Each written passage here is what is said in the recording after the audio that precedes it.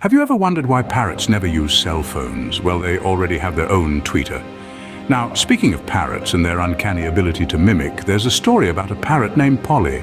Polly was a bit of a chatterbox. She'd repeat everything she heard.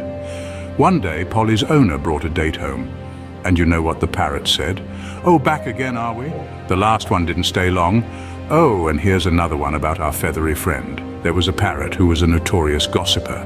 One day, she was caught spreading rumors around the birdcage. When confronted, she simply shrugged and said, "I'm just a parrot art journalist." Now, we all know parrots are smart, but did you know they're also quite the entrepreneurs? There was this parrot who started his own business. It was a bakery, and you know what he named it? Polly's Crackers. Because, well, Polly wants a cracker. And here's a classic for you. Why don't parrots use computers? Because they're afraid of windows. They've clearly had one too many run-ins with glass doors. Oh, and here's one that tickles my funny bone every time. A parrot walks into a bar and asks the bartender, "Got any grapes?" The bartender says, "No, this is a bar, we don't serve grapes." The next day, the parrot comes back and asks the same question. This happens for a week straight.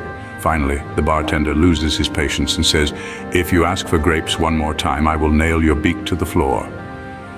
The next day, the parrot walks into the bar and asks, "Got any nails?" The bartender, surprised, says no. And then the parrot says, "Got any grapes?" And finally, here's the last rib tickler for the day. A parrot was sitting on a perch. Do you know what the perch said to the parrot? Nothing, because perches can't talk. Well, I guess it's a good thing parrots can, or else we wouldn't have these hilarious jokes to share. And that, my friends, is why we should all appreciate the humor and joy that parrots bring into our lives. After all, who else would keep us laughing with their cheeky antics and clever quips?